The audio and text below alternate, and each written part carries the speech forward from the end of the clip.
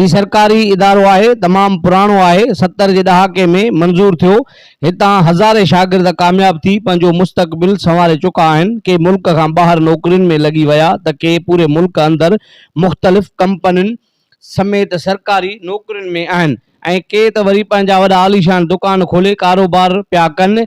Centre of excellence centre Kotli जो refrigerator ऐं air condition instructor technical centre जो senior instructor Sanaullah Bhutto ओलह प्रेस क्लब जी team सां ॻाल्हाईंदे चयो त इदारे में मुख़्तलिफ़ शोबा आहिनि जिन में mechanical, electrical, auto, welding, lathe machine, plumbing, refrigerator, air condition ऐं कंप्यूटर हिते 2 सालनि जो कोर्स करायो पियो वञे। ही इदारो 1970 खां हलंदड़ आहे।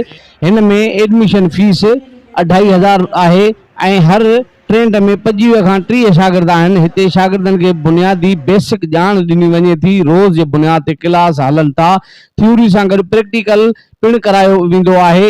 हिन इदारे में छोकिरियुनि लाइ अलॻि पोर्शन जो बंदोबस्तु थियल आहे जंहिंमें नियाणियुनि खे कंप्यूटर कोर्स करायो पियो वञे।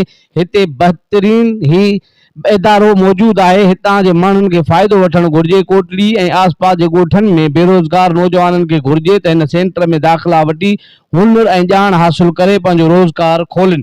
सेंटर इंस्ट्रक्टर सनाउल्लाह भुट्टो जी GNP न्यूज़ सां वधीक ॻाल्हाईंदे चयो त गवर्नमेंट जो इदारो आहे ऐं तक़रीबन हिन जी जेका फीस आहे साल जी 2500 रुपया फ़ी आहे, जंहिंमें हुन जी एडमिशन फ़ी आहे और हुन जी रजिस्ट्रेशन बोर्ड जी आहे, एग्ज़ामिनेशन फ़ी आहे ऐं 2 साल जो कोर्स आहे, फर्स्ट ईयर ऐं सेकेंड ईयर। वरी 2 साल जी बि वरी एतिरी फीस आहे, सिर्फ़ु साल में फीस हिकिड़ी हूंदी आहे।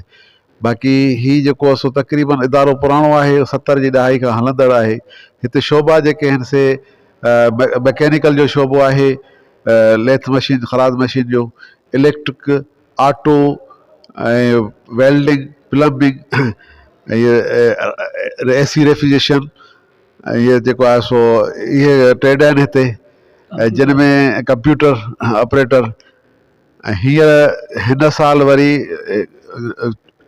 गर्ल्स जो बि शुरू कयो आहे, जंहिंमें हिकिड़ो कंप्यूटर क्लास स्टार्ट कयो आहे हिन साल। जेको आहे गर्ल्स जो बि हिकिड़ो पोर्शन जुदा कयो आहे, जंहिंमें जेको आहे सो इहो हली पियो थो। ऐं जेको आहे सो त हिन जो इहो ई तारुफ़ आहे, हींअर हले पियो थो। छोकिरा हाणे हिन साल हर साल एडमिशन थींदी आहे, हिन साल एडमिशन थी आहे त तक़रीबन जेको आहे सो हर ट्रेड में 25 खां 30 छोकिरा जेके दाख़िल आहिनि। ऐं पंहिंजो उन खां पोइ हिकिड़ो हिते बेसिक नॉलेज ॾिनी वञे थी ऐं उन खां पोइ इन क़ाबिल आहिनि त हू पंहिंजो बि कमु करे हुनर करे सघनि था, कुशाब करे सघनि था ऐं किथे सर्टिफिकेट बि हिननि खे मिलंदो आहे त किथे बि मुलाज़िमत जॉब जे लाइ बि अप्लाई करे सघनि था ऐं ॿाहिरि मुल्कनि में बि जेको आहे सो वञी सघनि था।